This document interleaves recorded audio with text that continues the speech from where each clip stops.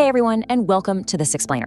So today we're diving straight into a topic that literally impacts every single one of us. It's pretty rarely understood as a complete system. We are talking about the cold, hard realities of compensation and what actually drives your earning potential. We're gonna skip all that empty motivational hype you see online and get right down to the economic facts, decoding the 7 distinct factors that genuinely matter in the modern labor market. So let's get focused, let's get energized, and break this whole thing down. Okay, let's just tackle the elephant in the room right away. This is a fundamental question about fairness that I'm sure we've all asked at some point. Why is it that two people can put in the exact same amount of sweat, work the same grueling hours, show the same intense dedication, and yet they walk away with completely different paychecks? Honestly, it can feel incredibly frustrating, but once you understand that the market doesn't just pay for sheer effort, but rather for a very specific combination of value and scarcity, well, the whole system actually starts to make a lot of sense. Now, this is absolutely crucial. We have to separate your current paycheck from your future possibilities. Your income is just what you're earning right now. Think of it as, today's score on the board. But your earning potential, that's the total size of the scoreboard you could potentially reach under different circumstances. It's an estimate based on your skills, your experience, and the strategic choices you make. It's totally not a guaranteed number. Actually, it's more like a movable target that you can actively influence over time. To figure out how to expand that scoreboard, we are going to decode the 7 factors that dictate your earning potential using this 6-part structure. We'll start with the paycheck puzzle, move through skills, supply and demand,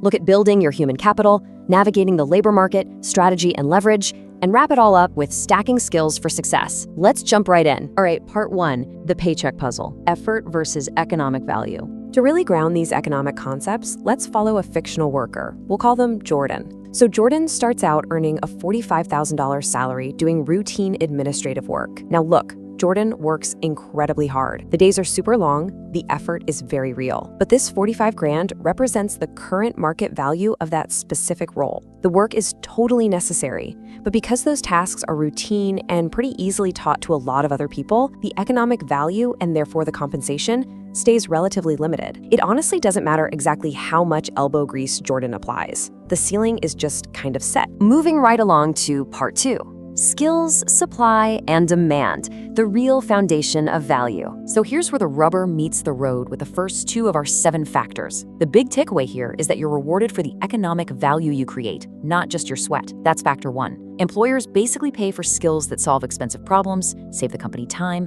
boost their revenue, or reduce their risk. Hit those notes and your market value goes up. Factor 2 is supply and demand. If a ton of workers can easily do a task, employers have their pick, which keeps wages low. But this is key. If a useful skill has a steep learning curve, a high barrier to entry, and is really scarce compared to how desperately employers need it, its value skyrockets. It's just basic economics directly applied to your career. Okay, part 3, building your human capital through education and experience. Now you've probably heard the term human capital thrown around. It's essentially the total package of your knowledge, skills, abilities, and experience that lets you produce valuable work. Factor 3 here is education and training. Whether we're talking a university degree, a vocational apprenticeship, or just hardcore on-the-job learning, education builds this capital. But remember, and we all know this by now, a degree is absolutely not a magical guarantee of a high income. The returns vary wildly depending on the field. It's simply a tool. Factor 4 is experience. But it's not just about clocking time. Experience matters most when it genuinely improves your judgment, your speed, and your ability to untangle those complex, messy problems that employers actually care about. Let's check back in with Jordan's trajectory. Jordan didn't just sit there doing the same basic routine admin tasks for 10 years. No way. Jordan actively learned spreadsheet automation, then leveled up to proper data analysis. And finally, Jordan learned how to actually communicate those complex business results to senior management. By systematically stepping up and increasing the types of high-value problems they could solve, Jordan actively grew their human capital. Which brings us to part 4, navigating the labor market. Because where you work absolutely matters. Having the skills is seriously only half the battle. Where you apply them changes the whole game. Look at this data from the Bureau of Labor Statistics. It shows that the exact same skill pays totally differently depending on where and for whom it's used. That's factor 5, occupation and industry. A data analyst in a highly profitable, booming tech sector is going to earn way more than one in a lower margin retail business. Why? Because the tech industry's underlying business model just allows for way higher productivity and profitability per employee. Factor 6 is location. Pay obviously varies massively across different regions. But, and this is a big but, we always have to factor in the cost of living. Making bank in an expensive coastal city doesn't automatically mean you have a higher standard of living than someone making a moderate salary in the Midwest. All right, part 5, strategy, negotiation and leverage, multiplying your value.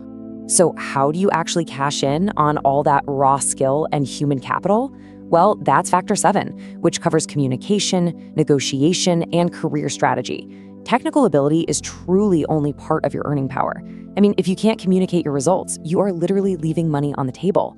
Knowing how to interview well, building a solid professional network, and documenting the measurable value you bring, those are absolutely critical skills. Plus, while applying for better roles and negotiating doesn't guarantee you a raise every time, it does something super important. It acts as a mechanism for price discovery. It helps you figure out if the broader labor market values your specific skills more highly somewhere else. Knowing exactly when to make a strategic job move can completely alter your lifetime earnings. The crucial point here is understanding leverage. Like we said earlier, people are paid for the economic value their work creates, not simply for how hard they sweat. Leverage is how you multiply your effort to create exponentially more value. You get leverage through technology, through building efficient systems, or through highly specialized knowledge. Think about it. If technology allows you as one single person to push out the work of 3 people, your economic value to an employer skyrockets, even if you aren't physically working any harder than you were before. And finally, part 6, stacking skills for success, expanding your opportunities. So bringing this all together, without any of that fake guaranteed 6-figure guru nonsense, the real secret sauce lies in skill stacking. Skill stacking simply means combining several useful complementary skills rather than just trying to be the absolute top 1% at one single thing. For instance, knowing basic accounting, that's good. But knowing accounting plus advanced Excel plus data analysis plus being a fantastic communicator, that combo makes you uniquely incredibly valuable.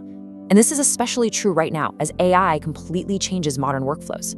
Sure, AI might automate the routine stuff, but if your skill stack includes defining the actual problem, understanding the customer, and effectively using those AI tools, you remain highly competitive.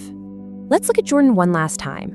Notice how Jordan didn't just try to become the world's fastest typist or work 20-hour days at basic tasks. No, Jordan strategically added new, complementary slices to their professional toolkit.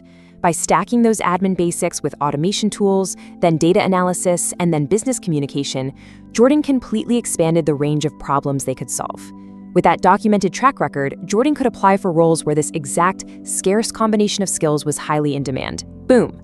Better opportunities captured, and earning potential massively increased. I want to leave you with this incredible thought from our source material. It perfectly hits the nail on the head, and honestly, it should completely reframe how you view your entire career journey from this day forward. Quote, "Don't only ask how to work harder.